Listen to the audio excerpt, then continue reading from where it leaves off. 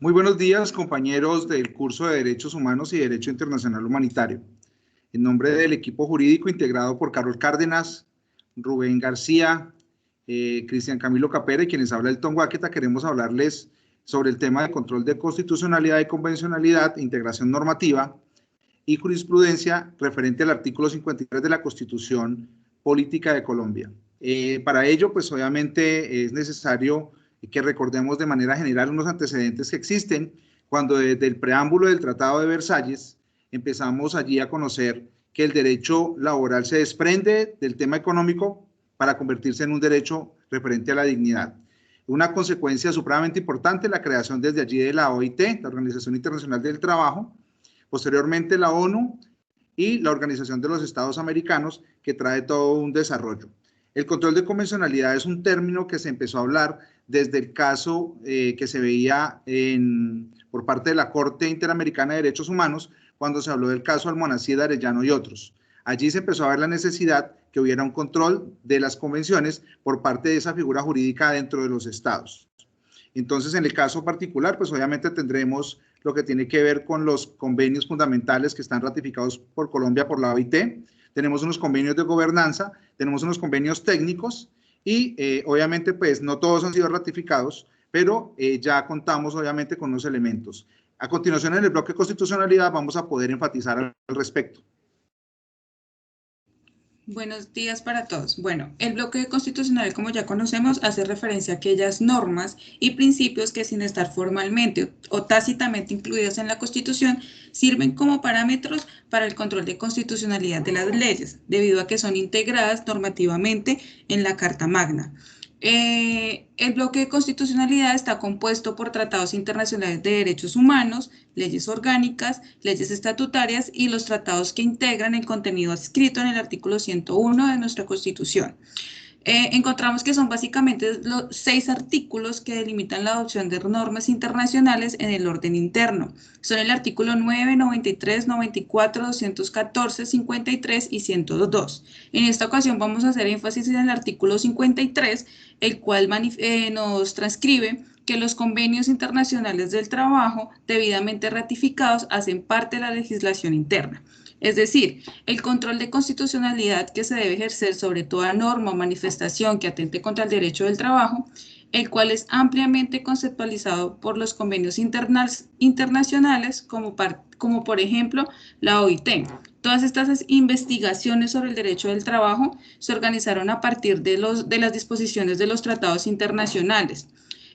Los convenios, como parte del bloque constitucional, permiten que estos derechos no sean violados o no se puedan adquirir.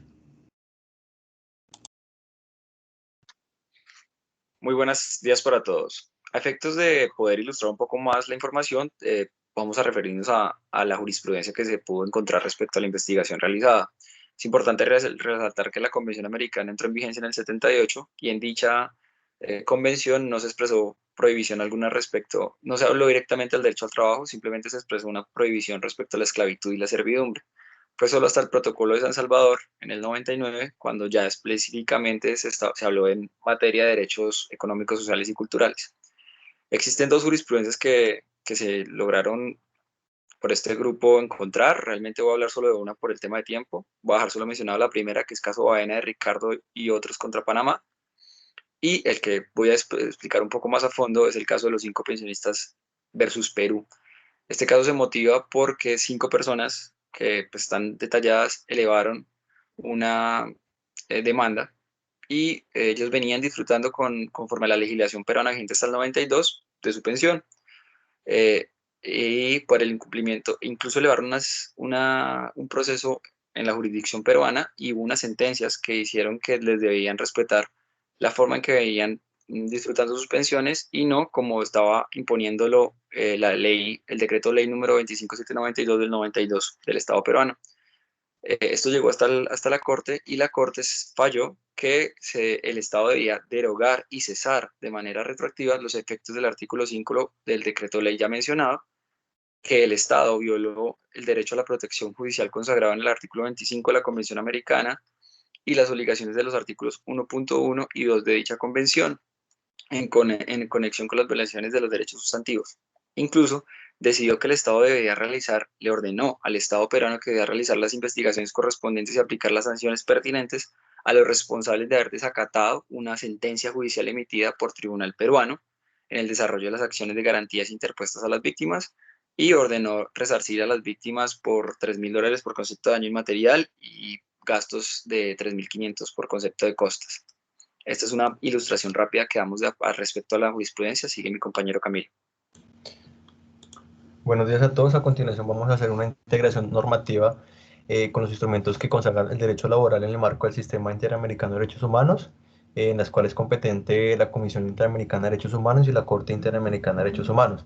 En primera instancia tenemos la Declaración Americana de Derechos Humanos y Deberes del Hombre, en la cual ilustra en su artículo 14 pues, el derecho al trabajo y a una justa retribución.